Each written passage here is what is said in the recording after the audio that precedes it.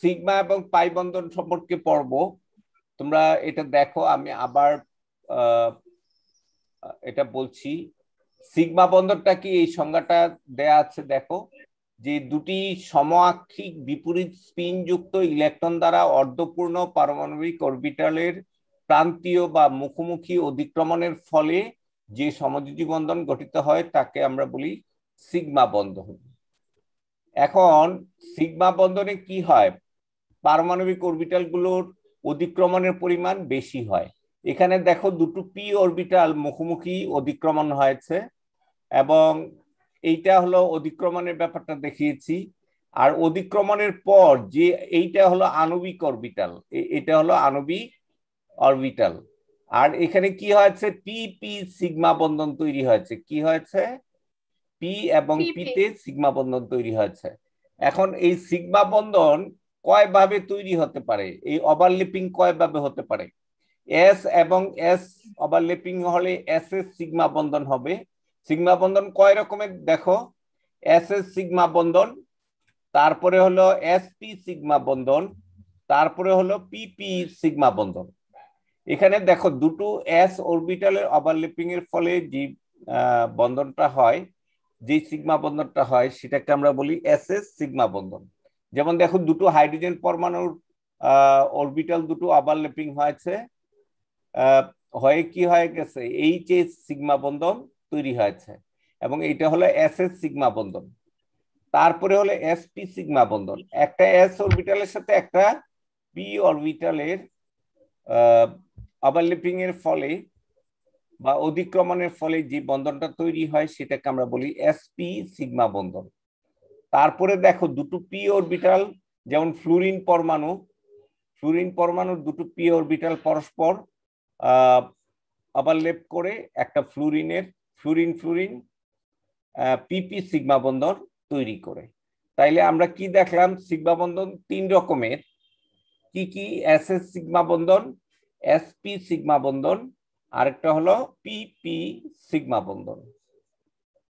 এটা কি তোমরা বুঝতে পেরেছো? হ্যালো?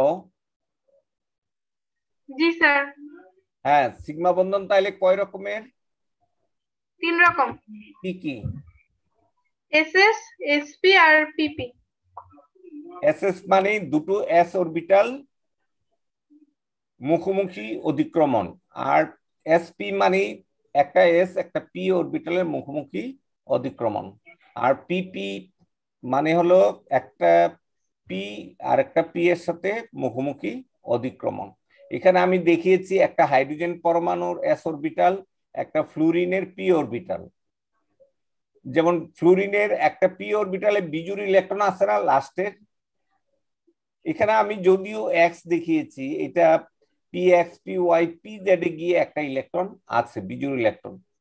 তারপরে এটা আমি এক্স অক্ষ বরাবর দেখিয়েছি, তুমি ইচ্ছা করলে এটা পি জেডও লিখতে পারো, অথবা পি এক্সটাই তো আণবিক বরাবর থাকে। তো এখন ফ্লুরিনের বিজোড় ইলেকট্রনটা সাধারণত শেষের অরবিটালটা থাকে, কিন্তু আমরা এখানে দেখাইছি এক্স এর মধ্যে। এই যে ওভারল্যাপিংটা দেখো এখানে। তারপরে এটা ফ্লুরিনের দুটি পরমাণু যদি ওভারল্যাপ করে, দুটি পরমাণুর পি অরবিটাল, তখন কি হয়, এফ এফ সিগমা বন্ধন তৈরি হয়। তাহলে আমরা জানলাম এটা সিগমা বন্ধন মোট তিন রকমের। আচ্ছা, এখানে দেখো এটা আমি আবার দেখিয়েছি, দেখো অক্ষ বরাবর দুটো এস অরবিটালের জন্য এস এস সিগমা বন্ধন, এটা হলো আণবিক অরবিটাল, আর এইটা হলো, তারপরে যেমন দেখো একটা এস একটা পি তে মিললে কি হয়, এটা একটু ব্যতিক্রম দেখিয়েছি। যেমন দেখো এসটা হলো গোল আর পিটা হলো ডাম্বেল, তাই না? তো গোল আর ডাম্বেল, এই জায়গায় ইলেকট্রনের ঘনত্ব বেড়ে যাবে, এই জায়গায় ইলেকট্রনের ঘনত্ব কমে যাবে। এটা কি বুঝতে পেরেছো এটা? হ্যালো?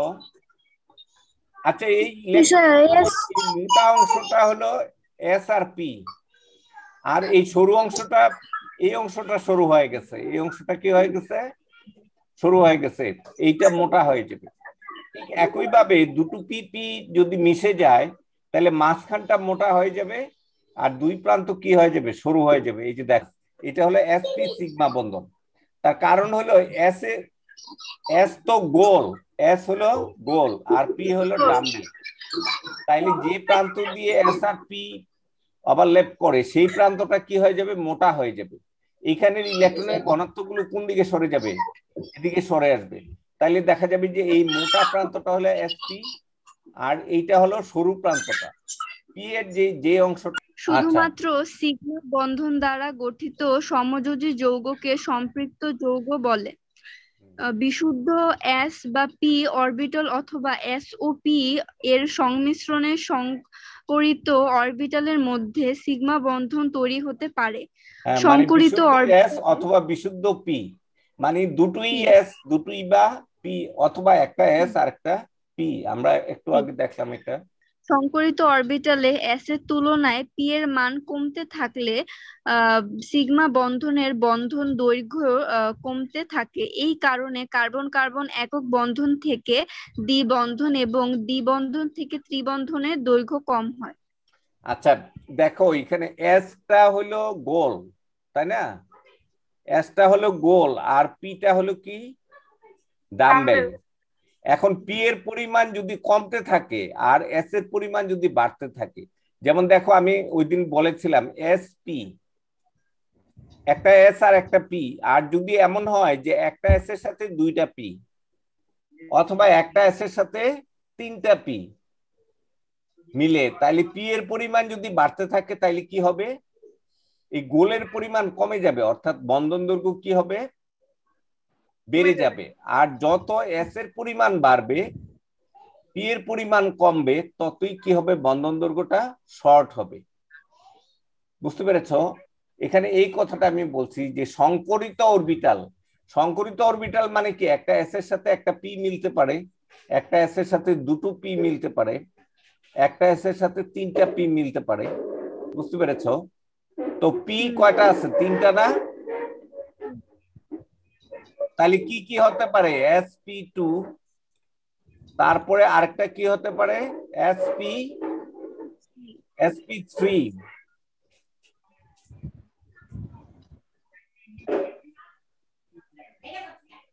sp2 আর একটা হলো sp3। দেখো এখানে এখানে পি এর পরিমাণ বেড়ে গেছে, এখানে পি এর পরিমাণ আরো বেড়ে গেছে। এখানে আমি কি বলছি, যে সংকরিত অরবিটালে এস এর তুলনায় পি এর মান কমতে থাকে। এস এর তুলনায় পি এর মান কিভাবে কমে, এখানে দেখো, এখানে পি এর মান হলো বেশি, এখানে পি এর মান কম, এর চেয়ে একটু কম, এইটা আরো কম। অর্থাৎ এখানে পি হলো তিনটা, এখানে পি হলো দুটা, এখানে পি হলো, তাইলে এখানে কি হবে, এখানে যদি বন্ধন দৈর্ঘ্যটা বড় হয়, এটা কি হবে, একটু ছোট হবে, আর এখানে বন্ধন দৈর্ঘ্যটা আরো ছোট হবে। বুঝতে পেরেছো? এই বন্ধন দৈর্ঘ্য যত ছোট হয় বন্ধনের শক্তি তত বেশি হয়। এটা কি বুঝতে পেরেছো? এখানে এই কথাটা বলছি, সংকরিত অরবিটালে এস এর তুলনায় পি এর মান কমতে থাকলে সিগমা বন্ধনের দৈর্ঘ্য কি করে, কমতে থাকে। এবং এই কারণে কার্বন কার্বন একক বন্ধন, একক বন্ধনে কি হয়, sp3 সংকর অরবিটাল তৈরি হয়, sp2 এর বেলায় দ্বিবন্ধন হয়, আর sp এর বেলায় কি হয়, ত্রিবন্ধন হয়। এটা আমরা পরে গিয়ে দেখবো। এস, একটা গোল এস আর একটা পি যদি মিলে, তাহলে যে জিনিসটা তৈরি হয় কি হয়, একটা মাথা ছোট হবে আর একটা মাথা কি হবে, এরকম বড় হবে, এইরকম। এইটা হলো এসপি, এটা হলো এসপি।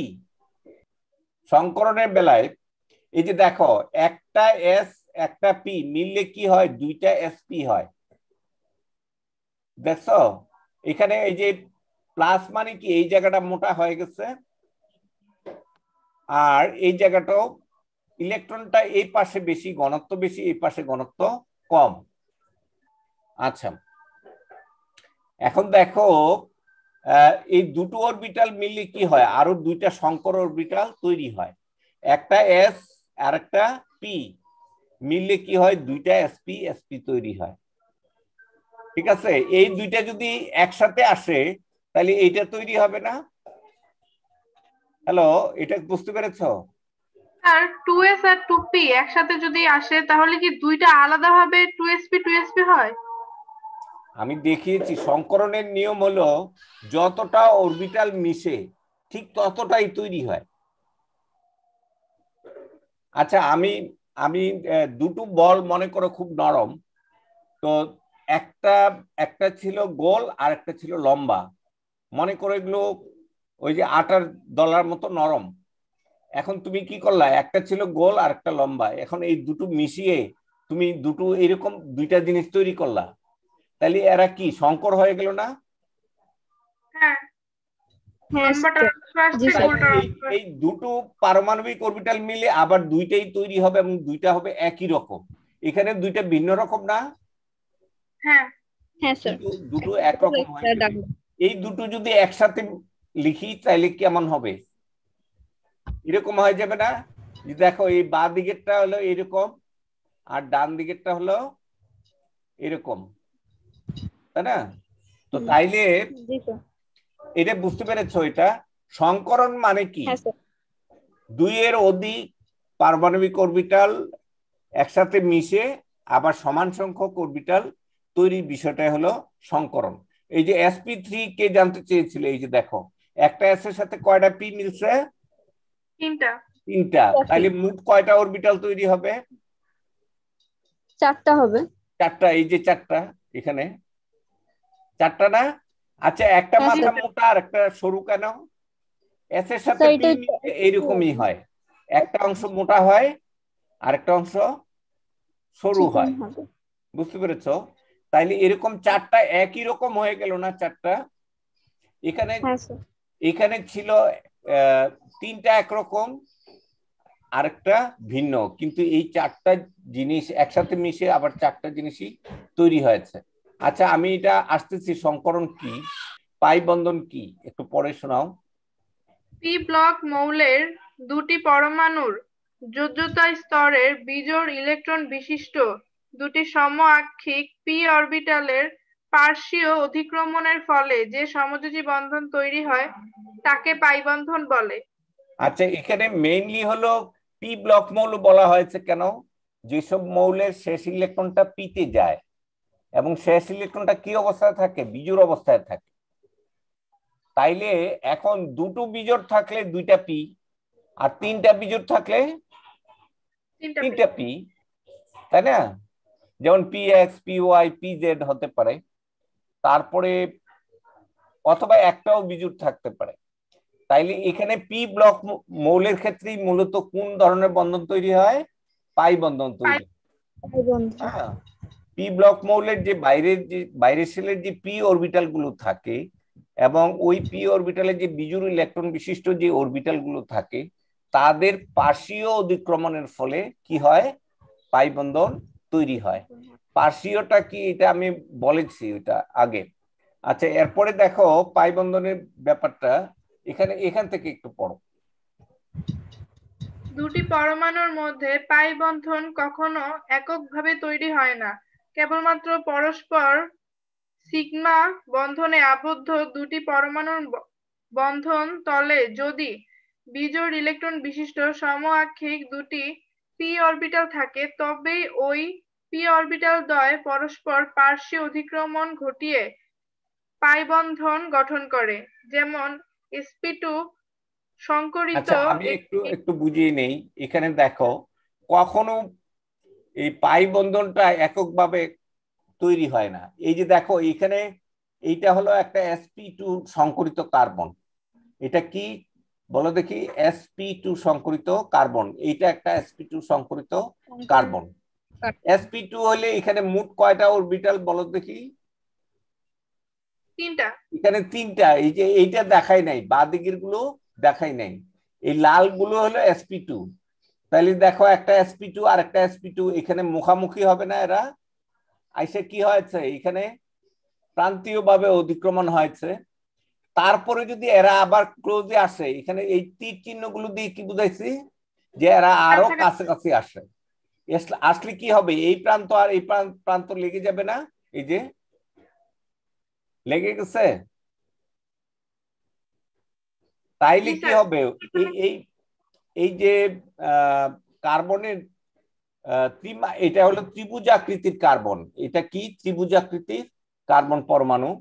তো এখানে দেখা যাবে যে তলের উপরেও একটা ইলেকট্রন ম্যাগ তৈরি হবে, আবার নিচেও আরেক প্রকার। এই দুটো মিলেই একটা পাই বন্ধন। এখানে কি দুইটা পাই বন্ধন না, এখানে পাই বন্ধন হলো একটা। পাই বন্ধন হলো এখানে যে তল তৈরি হয়, এই তলের উপরে এবং নিচে ইলেকট্রন ম্যাগ থাকে। ইলেকট্রন ম্যাগের ঘূর্ণনটাই হলো পাই বন্ধন। এটা কি বুঝতে পেরেছো তোমরা? জি স্যার। আচ্ছা, এখানে আমি দেখাইছি যে একটা কার্বন পরমাণুর sp2 সংকরিত অরবিটাল, এটা তার মধ্যে খাড়া একটা অরবিটাল কি রয়ে গেছে, অসংকরিত অবস্থায় রয়ে গেছে, পিজেডটা।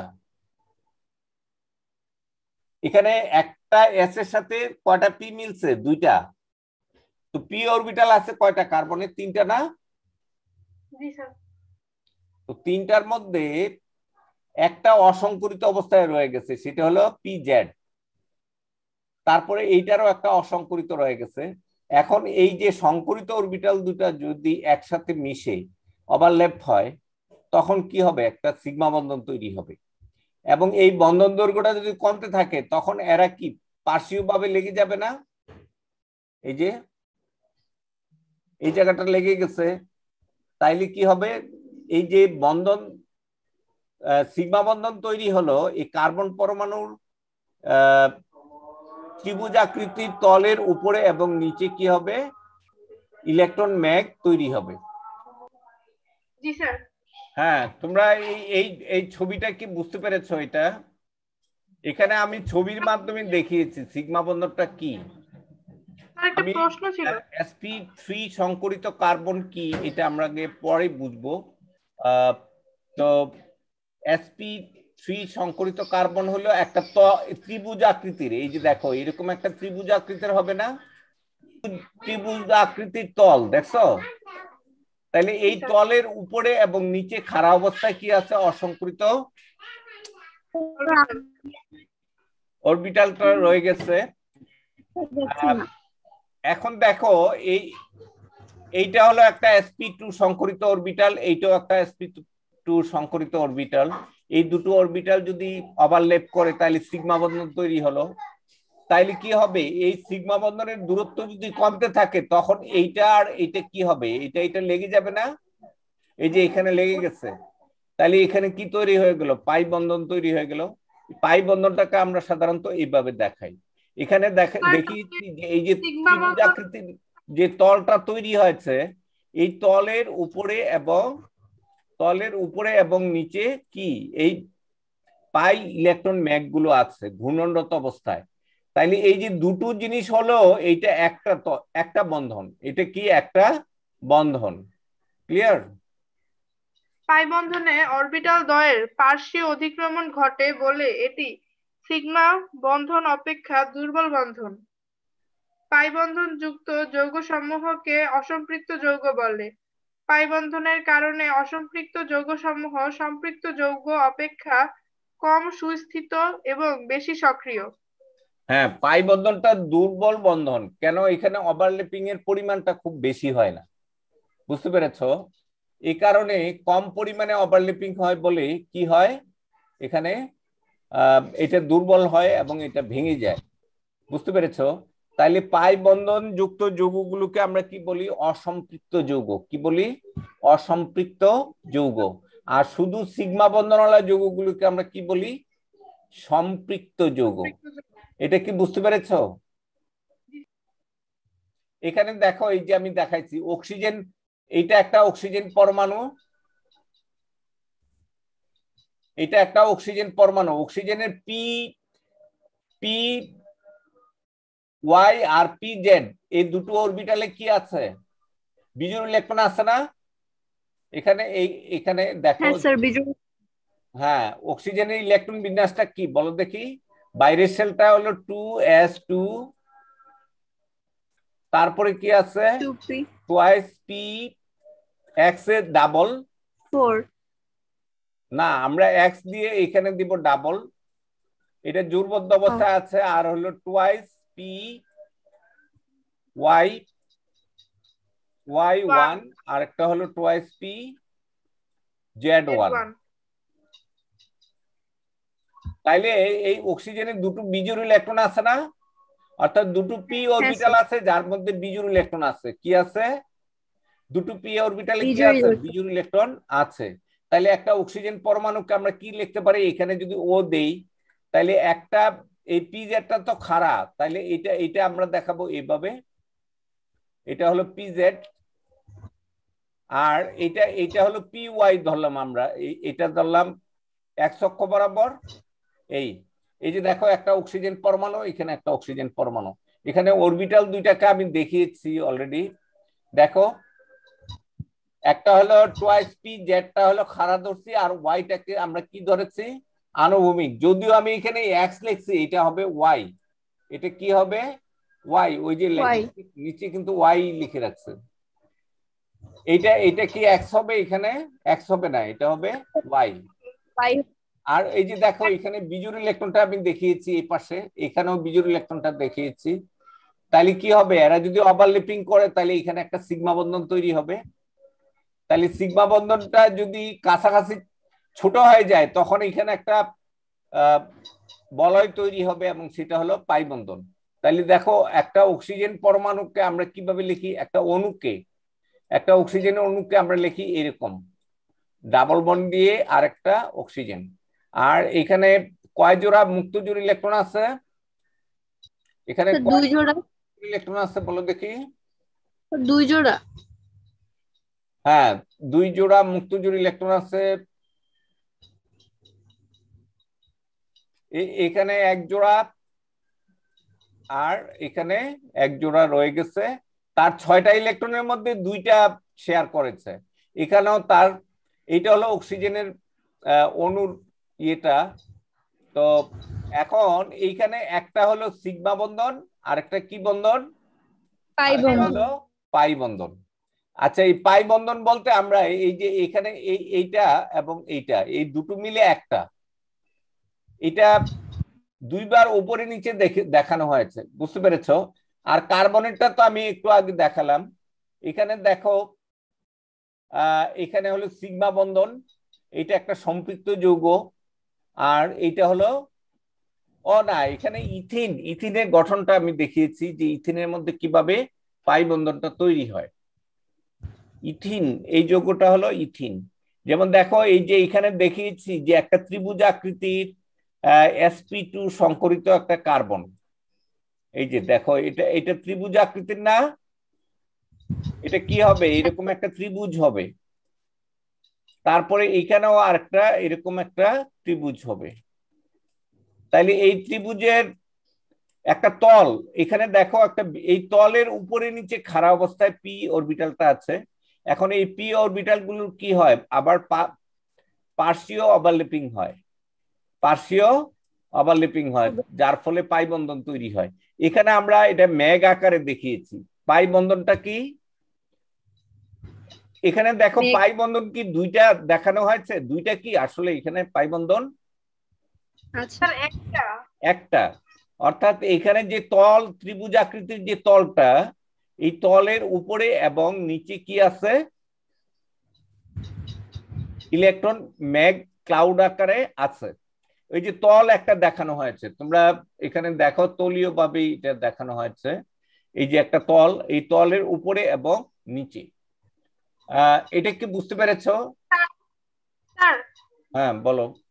আর এখানে যে ডট ডট দেওয়া আছে, এটা কি ইলেকট্রন মেঘ বুঝাইছে? এখানে এটা হ্যাঁ, এটা পাই বন্ধনটা বোঝানো হয়েছে এই ছবিতে। এখানে এটা কি বোঝানো হয়েছে? যে এদের মধ্যে এরকম, আমি এরকম ডাবল বন্ড দিয়েও দেখাতে পারো, এরা দেখাইছে ডট ডট দিয়ে, বুঝতে পেরেছো?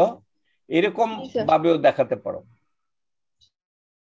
এরা এখানে কি দিয়ে দেখানো হয়েছে? Dot dot. তাহলে স্যার ইলেকট্রন মেঘটা কি পাশের চিত্রটা? হ্যালো স্যার, ইলেকট্রন মেঘটা কি স্যার পাশের চিত্রটা? হ্যাঁ, এটা হলো ম্যাগ আকারে দেখানো হয়েছে।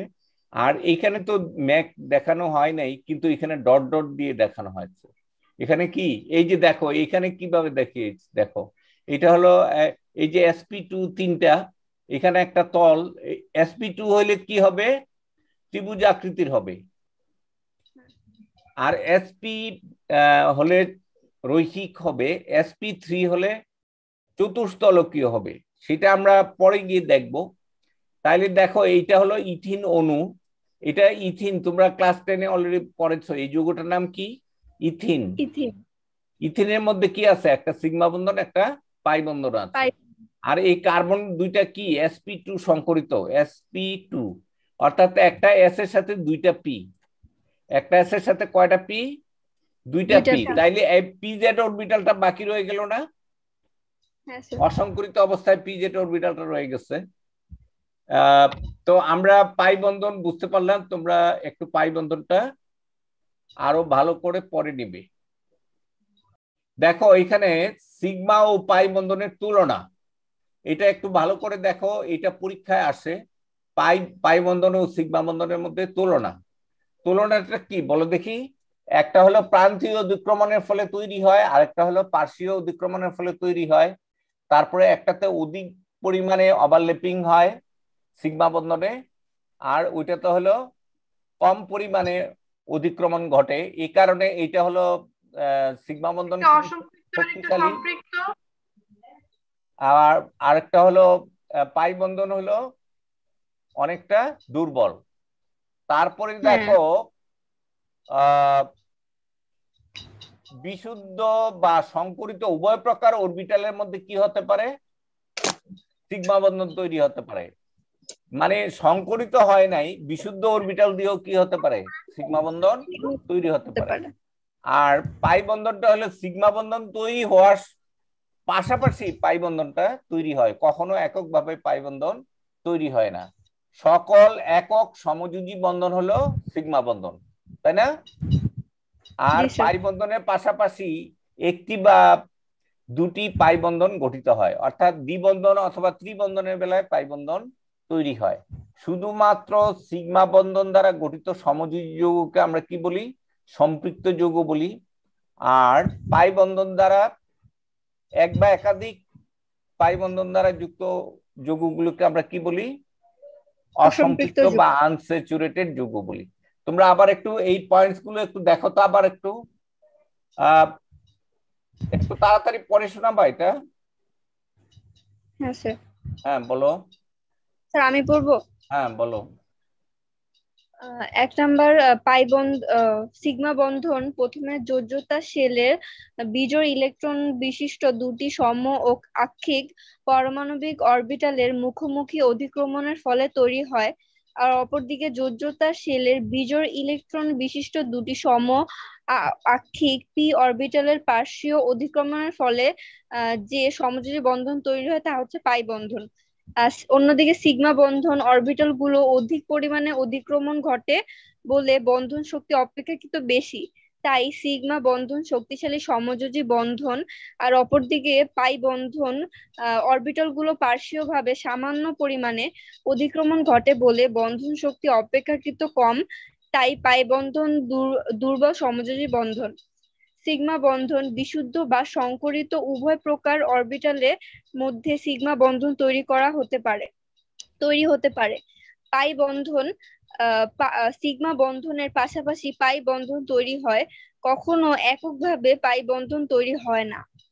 আর সিগমা বন্ধন সকল একক সমযোজী বন্ধন সিগমা বন্ধন, আর অন্যদিকে পাই বন্ধন সিগমা বন্ধনের পাশাপাশি একটি বা দুটি পাই বন্ধন গঠিত হয়, আর শুধুমাত্র সিগমা বন্ধন দ্বারা গঠিত সমযোজী যৌগকে সম্পৃক্ত যৌগ বলে, আর পাই বন্ধন যুক্ত সমযোজী যৌগকে অসম্পৃক্ত যৌগ বলে। সংকরীকরণ বা হাইব্রিডাইজেশন কি? সংকরীকরণ বা হাইব্রিডাইজেশন কি? এটা দেখো, অরবিটালের সংকরণ বা সংকরীকরণও বলতে পারি আমরা হাইব্রিডাইজেশন।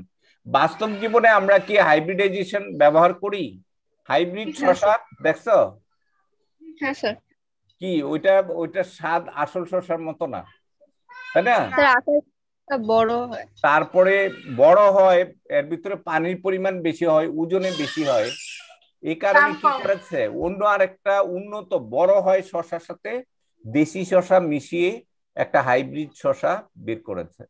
হাইব্রিড মানে হলো, হাইব্রিডাইজেশন মানে হলো কোনো একটা, বাংলায় হলো সংকরীকরণ বা সংকরণ। এটার মানে হলো যে ভিন্ন ভিন্ন কয়েকটা জিনিসকে একসাথে মিশিয়ে আবার সমসংখ্যক জিনিস তৈরি করা, এটাকে আমরা সংকরণ বলি। আর কেমিস্ট্রি ভাষায় হলো যে প্রায় সমশক্তি সম্পন্ন দুই বা ততোধিক অরবিটালকে কি করে মিশিয়ে আবার সমসংখ্যক অরবিটাল তৈরির বিষয়টাকে আমরা বলি হাইব্রিডাইজেশন বা সংকরীকরণ। আর যে অরবিটালটা তৈরি হয় সেটাকে আমরা বলি সংকর অরবিটাল। স্যার একটা প্রশ্ন করব। হ্যাঁ বলো। স্যার আমরা যে হাইব্রিড জাতীয় নানা ধরনের শাকসবজি বা ফল খেয়ে থাকি স্যার, এগুলো কি স্বাস্থ্যের জন্য ভালো নাকি? শোনো, হাইব্রিড জিনিস খেলে যে শরীরে ক্ষতি হবে তা কিন্তু না। এইটা হলো যে দুটো, যেমন ধরো হাইব্রিড ধান, একটা গাছ কি হয়, খুব বড় হয়, ফলও বড় হয়, আর এটা ফল পাকতে সময় লাগে 6 মাস। বুঝতে পেরেছো? আবার আরেকটা ধান আছে যে এটার ফল ছোট, গাছও ছোট, এটা 3 মাসে হয়ে যায়। বুঝতে পেরেছো? এখন এই দুটো জাতকে যদি একসাথে সংকরণ করি আমরা, তাহলে 3 মাসেই হয়, আবার গাছ ছোট ফল বড়, অর্থাৎ উচ্চ ফলনশীল হয়ে যায়। তো এখানে জেনেটিক ব্যাপার, এখানে স্বাস্থ্যের জন্য তেমন কোনো ক্ষতিকর না। যে মুরগি, হাঁস মুরগি, সেগুলো আমরা হাইব্রিড জাতের ব্যবহার করি। এগুলি পুরাপুরি বৈজ্ঞানিক গবেষণার ফল। স্বাস্থ্যের জন্য ক্ষতিকর কোনটা, যে আমরা যদি যা খাই শাকসবজির মধ্যে যদি আমরা বিষাক্ত জিনিসপত্র মিশাই, ফরমালিন মিশাই, অথবা আমরা গ্রোথ হরমোন ব্যবহার করি, তাইলে সেটা হলো আমাদের স্বাস্থ্যের জন্য ক্ষতিকর। হাইব্রিড তৈরি করায় তেমন একটা ক্ষতিকর না, তবে হাইব্রিডের যে টেস্ট অরিজিনাল জিনিসের টেস্টের থেকে ভিন্ন হয়ে যায়। বুঝতে পেরেছো? এই ওই জিনিসটা যে প্রকৃতিগত ডিএনএ ছিল স্যার, ওইটা তো ওরা চেঞ্জ করে ফেলছে না, এটা হ্যাঁ, ওখানে জিনেটিক লেভেলে, জিনের মধ্যেই তো আরএনএ ডিএনএ আছে, ওইগুলো ওই লেভেলে গিয়ে কাজ করে। বিজ্ঞানীরা কাজ করে কি করে, তাকে একটা প্রজাতির সাথে আরেকটা মিক্স করে, একটা উন্নত জাত, এবং তার রোগ প্রতিরোধক ক্ষমতা অনেক বেশি, তারপরে তার ফল অনেক বড় হয়, সে অল্প দিনে ফল দেয়, এইরকম জিনিসগুলো হলো হাইব্রিড। এখন আচ্ছা যাই হোক, এখন পারমাণবিক অরবিটালেরও কি আছে, হাইব্রিডাইজেশন আছে। কোন পরমাণুর যোজ্যতা স্তরের প্রায় সমশক্তি বিশিষ্ট দুই বা ততোধিক অর্ধপূর্ণ অরবিটাল পরস্পর মিশ্রিত হয়ে একই সংখ্যক সংকর অরবিটাল তৈরির বিষয়টিকে অরবিটালের হাইব্রিডাইজেশন বা সংকরীকরণ বলে। বুঝতে পেরেছো এটা? আচ্ছা, এখানে দেখো, এখান থেকে একটু পড়ো। এখানে আমি ইন জেনারেল লিখেছি এটা। যেমন দেখো, একটা এস অরবিটালের সাথে, আচ্ছা এখন দেখো এই যে প্রায় সমশক্তি বিশিষ্ট, মনে করো এখানে 2s একটা অরবিটাল, তারপরে হলো 2s(px), তারপরে হলো 2s(py), তারপরে হলো 2s(pz), তাই না? এখন প্রত্যেকটার মধ্যে একটা একটা করে বিজোড় ইলেকট্রন আছে, প্রত্যেকটার মধ্যে কি আছে, একটা একটা করে বিজোড় ইলেকট্রন আছে। এখন দেখো এদের এস অরবিটালের শক্তি আর পি অরবিটালের শক্তির মধ্যে সামান্য পার্থক্য আছে না?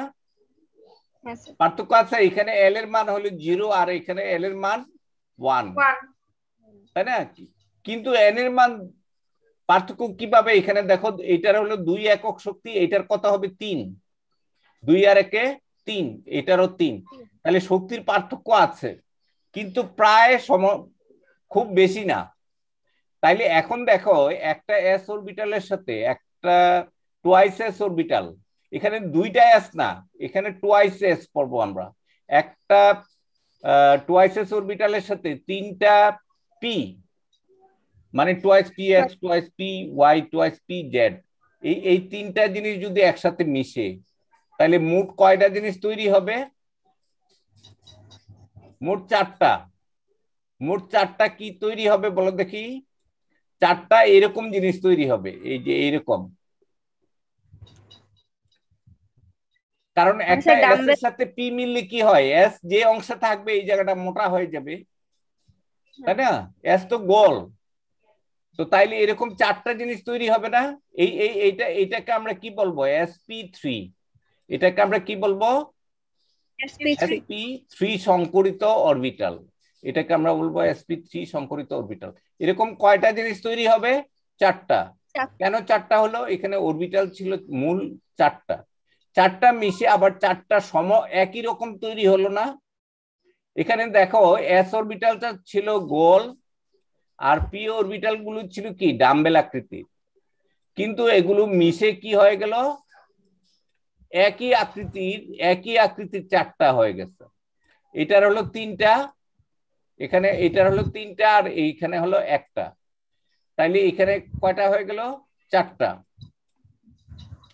তাহলে এই সংকরণটা কি বুঝতে পেরেছো? এটা এখানে দেখো একটু এই পয়েন্টটা একটু পড়ো তো, এখানে এই দুটো পয়েন্ট পড়ো। সাধারণভাবে হাইব্রিডাইজেশন বা সংকরায়ন বলতে দুই বা ততোধিক বস্তু পরস্পর মিশ্রিত হয়ে একটি সমসত্ব বস্তুকে পরিণত হওয়াকে বোঝায়। পোলিং এর মতে চতুর্জি কার্বনের যোজ্যতা শেলের প্রায় সমশক্তি বিশিষ্ট অর্ধপূর্ণ একটি এস অরবিটাল ও তিনটি পি অরবিটাল পরস্পর মিশ্রিত হয়ে চারটি সুষম ও সমশক্তি সম্পন্ন সংকর অরবিটাল। বানানটা একটু ভুল আছে, এটা মূর্ধন্য ষ হবে। হ্যাঁ, এটা কি হবে? সুষম। আচ্ছা, হ্যাঁ। মিথেন CH4 এ কার্বনের একই রকম এই যে চারটি দেখো এই পলিং এর যে স্ট্রাকচারটা এখানে দেখো, সে এই যে মিথেন অণুটা দেখিয়েছে যে চারটা, একটা কার্বন পরমাণুর চারটা sp3 এগুলি হলো sp3, প্রত্যেকটা sp3। কয়টা বলো দেখে sp3? এরকম চারটা, এখানে দুইটা, আবার এখানেও sp3, এখানেও। আচ্ছা, তোমার এমনি মনে হবে যে একটা এস তিনটা পি লিখছে, আসলে সেটা না, এটা হলো একটা সংকর অরবিটাল। বুঝতে পেরেছো? এটা একটা জিনিসই আমরা এখানে এটা বুঝায় যে একটা এস এর সাথে তিনটা পি মিশে যে চারটা অরবিটাল তৈরি করছে, তার এখানে এই চারটা। বুঝতে পেরেছো? আর ওই যে ছোট লুপটা কোনটা? এই যে এইটা, যেমন দেখো এইটা একটা sp3, একটা সংকর অরবিটাল, ওই যে এই পর্যন্ত একটা। আবার এইটা যদি আমরা লিখি, এটা হলো এরকম, এটা হলো পাউলিং দিয়েছে এটা, এ কারণে এই ছবিটা খুবই ইম্পর্টেন্ট। এটা দিয়ে সে মিথেন অণুর চতুস্থলকীয় গঠনটা ব্যাখ্যা করেছে। এবং মিথেনের মধ্যে যে প্রত্যেকটা সিএইচ বন্ধন, মিথেনের মধ্যে কি আছে? সিএইচ বন্ধন। এই সিএইচ বন্ধনগুলো সবগুলো সমান কেন, এইটা ব্যাখ্যা করতে গিয়ে সেই সংকরণ আবিষ্কার করেছে। কি জন্য আবিষ্কার করেছে? দেখো, মিথেনের মধ্যে যে প্রত্যেকটা চারটা সিএইচ বন্ধন আছে না, সি কার্বন আর হাইড্রোজেনের বন্ধন আছে, এই চারটা বন্ধনের দৈর্ঘ্য কি একই রকম। চারটা বন্ধনের দৈর্ঘ্য হলো 108.70 পিকোমিটার। বুঝতে পেরেছো? এখন কেউ প্রশ্ন করতে পারে যে এই চারটা বন্ধনের দৈর্ঘ্য একরকম হইলো কেন? এইটা ব্যাখ্যা করতে গিয়েই কি করেছে পলিং, এই সংকরণের ধারণাটা ইন্ট্রোডিউস করেছে। বুঝতে পেরেছো? জি স্যার। এই দুটো চিত্র কেন ইম্পর্টেন্ট বলো দেখি? পলিং এগুলোর উপরে কাজ করেছে। এখানে যে মিথেন অণুর মধ্যে তোমার সিএইচ বন্ধনগুলো প্রত্যেকটা সমান, বন্ধন দৈর্ঘ্যগুলো, এখন এগুলো কেন সমান এইটা ব্যাখ্যা করতে গিয়ে সে এই কাজটা করেছে, সংকরণ যে ধারণাটা। আর সংকরণের যে ব্যাপারটা, এটা বহু প্রাচীন কাল থেকেই চলে আসছে, বিভিন্ন ধাতু একসাথে মিশিয়ে। যেমন আমরা পিতল একটা সংকর ধাতু, কাঁসা একটা সংকর ধাতু, তারপরে স্টিল একটা সংকর ধাতু। আমরা যে ইস্পাত ব্যবহার করি, ইস্পাত কিন্তু পিওর লোহা না, লোহার সাথে আরো ক্রোমিয়াম, ম্যাঙ্গানিজ এইসব ধাতু মিশিয়ে তোমার স্টিল তৈরি করা হয়। বুঝতে পেরেছো? তাহলে স্টিল হলো একটা সংকর ধাতু। তাহলে এই সংকরায়ন শব্দটা বহু প্রাচীন কাল থেকেই চলে আসছে। তো রসায়নের মধ্যে এই সংকরায়ন জিনিসটা উপস্থাপন কে করেছে বলো দেখি? সেটা হলো পলিং। হ্যাঁ, এখানে আছে পলিং এর নাম। হ্যাঁ স্যার, দ্বিতীয় প্যারাতে পলিং এর মতে। হ্যাঁ, এই যে পলিং। হ্যাঁ, বুঝতে পেরেছো? কারণ হলো এই যে অরবিটাল থিওরিটা তো পলিং দিয়েছেন, তাই না? পলিং এবং স্লেটার এই দুজন অরবিটালের অধিক্রমণ থিওরি এগুলো দিয়েছে। তারপরে তারা শেষ পর্যন্ত সেই সংকরায়নটা আবিষ্কার করেছে। তোমরা কি এই সংজ্ঞাটা এখন পড়তে পারবে, বুঝতে পারবে? এখানে দেখো, একটা উত্তেজিত কার্বন পরমাণু বাইরে সেল, এইটা হলো কার্বন পরমাণুর উত্তেজিত অবস্থা। এই যে দেখো 2s এর শক্তি কম আর p এর শক্তি কিছুটা বেশি। এগুলো কত? প্রত্যেকটা 3 একক, আর এগুলো হলো 1 একক। তাইলে এখন দেখো একটা কার্বনের, ওই যে একটু আগে আমি দেখিয়েছি, 2s অরবিটালটা 3টা p এর সাথে মিশতে পারে। এই যে মিশে কি হয়েছে, 4টা sp3 সংকর অরবিটাল তৈরি করেছে। আবার একটা কার্বন পরমাণুর একটা s এর সাথে 2টো p মিলেছে, এইটা অসংকরিত। এই জিনিসটা হলো অসংকরিত অরবিটাল। এখানে একটা s এর সাথে একটা p মিলছে আর 2টা অসংকরিত অবস্থায় আছে। তোমরা এই ছবিগুলো একটু বুঝতে পেরেছো এটা? হ্যাঁ স্যার। আগামী ক্লাসে আমরা আরো ডিটেইলস সংকরণ নিয়ে পড়বো। তো তোমরা এখানে কার্বনের সংকরণটা কিভাবে হয়েছে এটা আমি এখানে দেখিয়েছি। আচ্ছা, ঠিক আছে। তো থ্যাংক ইউ তোমাদের। আচ্ছা, আসসালামু আলাইকুম। ওয়ালাইকুম আসসালাম।